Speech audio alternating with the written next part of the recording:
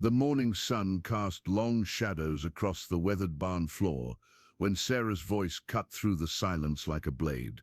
"Please, don't move it," she pleaded, her words barely above a whisper, yet carrying the weight of desperation that made seasoned rancher Tom Westfield pause mid-stride.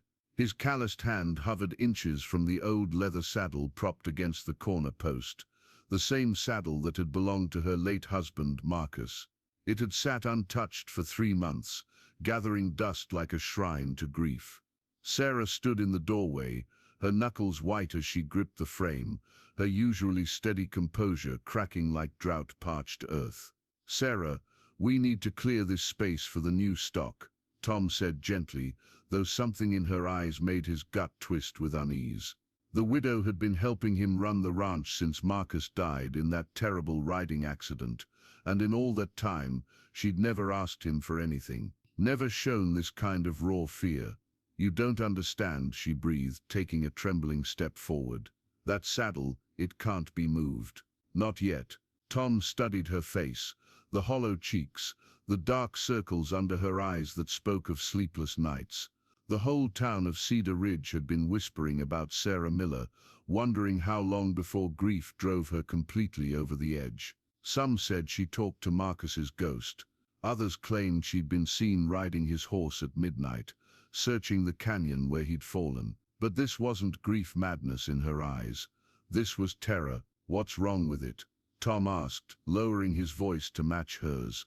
The barn felt suddenly smaller, the shadows deeper. Outside, his cattle lowed in the distance, but inside this weathered structure, time seemed suspended. Sarah's lips parted, then closed. She looked at the saddle, then back at him, as if weighing a terrible secret against an even more terrible truth. "If you move it," she finally whispered, "you'll see what I've been trying to hide, what I've been praying no one would ever find." Tom's hand dropped to his side. In 30 years of ranching, he'd learned to read the signs: storms brewing on the horizon, horses about to bolt, cattle sensing wolves in the dark. And right now, every instinct screamed that lifting that innocent-looking saddle would change everything he thought he knew about Marcus Miller's death. The silence stretched between them like a taut rope ready to snap. Tom's eyes never left Sarah's face as he processed her words, watching the way she swayed slightly,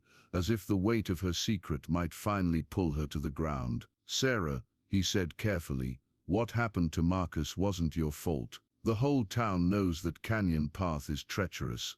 "No." The word exploded from her lips with such force that Tom stepped back. "You don't know anything. None of you do." Her voice cracked, and for a moment she looked like the broken woman everyone expected her to be. Then her spine straightened, and steel returned to her gaze. "Marcus didn't die in any accident." The barn seemed to hold its breath. Tom felt his heart hammering against his ribs as the implications of her words sank in. "If Marcus didn't die in an accident, then what are you saying?" Sarah's eyes darted to the saddle, then to the barn door, as if calculating escape routes. "I'm saying that if you lift that saddle, you'll find something that will destroy more lives than just mine, something that will tear this town apart." Tom's mind raced. He thought of Marcus, steady, reliable Marcus, who'd never missed church, who'd helped neighbors through hard winters, who'd loved Sarah with the kind of devotion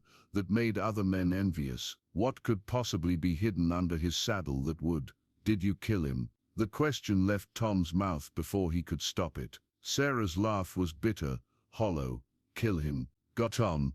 I loved him more than my own life. But love," she shook her head, tears finally spilling down her cheeks. "Love makes you do terrible things, makes you keep terrible secrets." Outside, Tom heard the distant sound of hoofbeats approaching, multiple horses, riding hard. His foreman probably, coming to check on the morning's work. In a few minutes, this barn would no longer be their private confessional. "Those riders will be here soon," Tom said quietly. "Whatever's under that saddle, whatever you're hiding, it's eating you alive, Sarah. You can't carry this alone much longer." She closed her eyes, and when she opened them, Tom saw something that chilled him more than fear: resignation. "If I tell you the truth," she whispered, Will you help me decide what to do with it? Even if it means protecting someone who doesn't deserve protection, even if it means letting a killer walk free. The hoofbeats grew louder,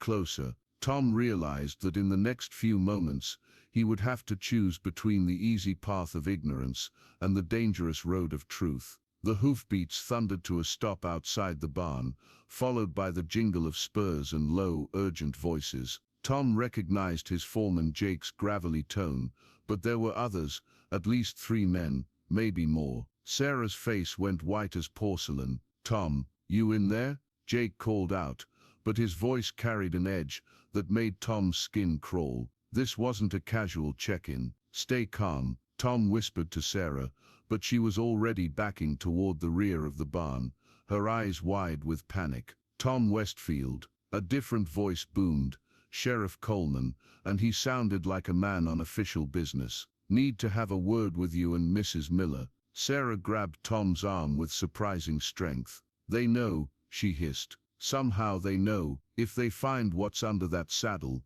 The barn door creaked open, spilling harsh sunlight across the floor. Sheriff Coleman's imposing silhouette filled the doorway, his hand resting casually on his gun belt. Behind him, Tom could make out Jake and 2 other men he didn't recognize, hard-faced strangers with the look of bounty hunters about them. "Morning, folks," Coleman said, his voice deceptively friendly. His eyes swept the barn before settling on the saddle. "Heard some interesting news from Denver yesterday. Seems there's been some questions raised about Marcus Miller's death." Tom felt Sarah's fingers dig into his arm like claws. "Questions?" He managed to keep his voice steady. "Turns out someone's been asking around about Marcus, someone from his past." Coleman stepped further into the barn, the other men fanning out behind him. "Someone who claims Marcus Miller wasn't his real name." The world seemed to tilt on its axis. Tom's gaze shot to Sarah,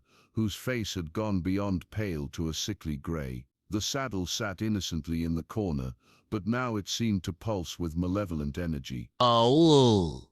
"These gentlemen here," Coleman continued, gesturing to the strangers, "they're from a Pinkerton agency. Been tracking a wanted man for 3 years. Man who killed a family in Colorado, stole their money, and disappeared." His eyes fixed on Sarah. Oh. "Man who might have been calling himself Marcus Miller." One of the Pinkertons stepped forward, his voice cold as winter wind. "We have reason to believe evidence of his crimes might be hidden on this property. Evidence that someone's been protecting." Sarah's grip on Tom's arm tightened until he could feel his circulation cutting off. The barn fell silent, except for the creak of old wood and the distant lowing of cattle. 5 pairs of eyes stared at the saddle, and Tom realized that everything, Sarah's fear, her desperate plea, the terrible secret she'd been carrying, was about to explode into the light like dynamite in a mine shaft. Oh. "Now hold on just a minute," Tom said, stepping protectively in front of Sarah. The movement was instinctive, born from months of watching her struggle with grief, of seeing her work herself to exhaustion trying to keep Marcus's memory alive. Oh. "You're talking about a man who helped build half this town, who never missed a church service, who might have been living a lie," the lead Pinkerton interrupted. But Tom noticed something in the man's weathered face, not just professional determination, but personal pain. Oh. "The family he killed. They were my brother's wife and children. I've been hunting him for 3 years." Sarah made a sound like a wounded animal, and suddenly Tom understood. The weight she'd been carrying, the desperate need to keep that saddle undisturbed, she'd known. Somehow, she'd known who Marcus really was. "Ma'am," the Pinkerton said gently, his harsh expression softening as he looked at Sarah's stricken face. "I know this is hard, but if you're protecting evidence of his crimes, you're only making it worse for yourself. You don't understand," Sarah whispered, her voice so broken it was barely audible. "I found out 2 days before he died. Found letters, money he'd hidden, newspaper clippings about the murders." She looked up at Tom with eyes full of agony. "I confronted him, and he told me everything. About the family in Colorado, about running, about choosing me in this town, because he thought he could disappear here." Tom felt his world reshaping itself around this revelation. Every memory of Marcus, every shared meal, every conversation about faith and community took on a darker hue. But he was trying to change, Sarah continued, tears streaming freely now. He wanted to send the money back, wanted to turn himself in after we had some time together. He was going to ride to Denver that morning and surrender to the authorities. Sheriff Coleman frowned. Then how did he end up in that canyon? Sarah's shoulders shook with suppressed sobs. Because I couldn't let him go. I loved him too much, even knowing what he'd done. I hid his horse that morning, begged him to run away with me instead. She looked at the Pinkerton with something like shame. He saddled his backup horse and rode out anyway, said he couldn't live with himself anymore. The path to the canyon was supposed to be his shortcut to town, but she couldn't finish. But Tom understood. bull, Marcus had died trying to do the right thing, while the woman who loved him had tried to stop him. The tragedy wasn't just his death, it was that Sarah had been living with the guilt of believing she'd prevented a killer from facing justice. The Pinkerton's expression had transformed completely. Where moments before there had been cold determination, now there was something approaching compassion. Ma'am, if what you're saying is true, if he was planning to surrender, then you need to show us what's under that saddle. Sarah nodded, wiping her tears with the back of her hand. With trembling steps, she walked to the corner, and with Tom's help, lifted the worn leather saddle. Underneath lay a small wooden box, its contents carefully wrapped in oilcloth. Sarah opened it with reverent hands, revealing bundles of money, official documents, and a thick envelope addressed to the families of those I wronged. The Pinkerton's hands shook as he opened the letter, scanning Marcus's careful handwriting. Jesus, he breathed. He detailed everything, every crime, every location where he hid stolen goods, even, his voice caught, even described where he buried my brother's family, so they could have a proper resting place. Sheriff Coleman examined the documents.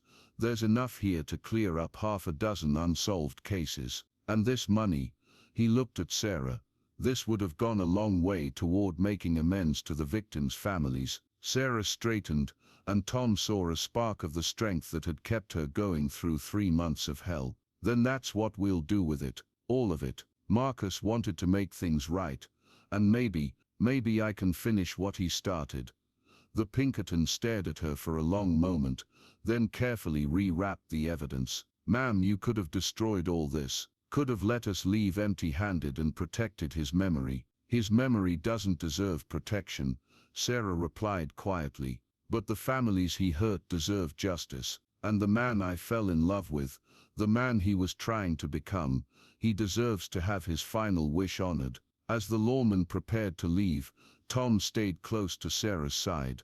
The terrible weight that had been crushing her for months was finally lifting, replaced by something that looked almost like peace. Years later, when Sarah had remarried and built a new life, she would still visit Marcus's grave, not to mourn the man she'd lost, but to remember the choice she'd made in that dusty barn, the choice to let truth triumph over love, justice over loyalty. And sometimes, when the wind was just right, she could swear she heard his voice whispering gratitude through the canyon, where he'd died trying to do the right thing. bull, The saddle was donated to the church, where it served as a reminder that redemption is always possible, even for those who think they've traveled too far down the wrong path.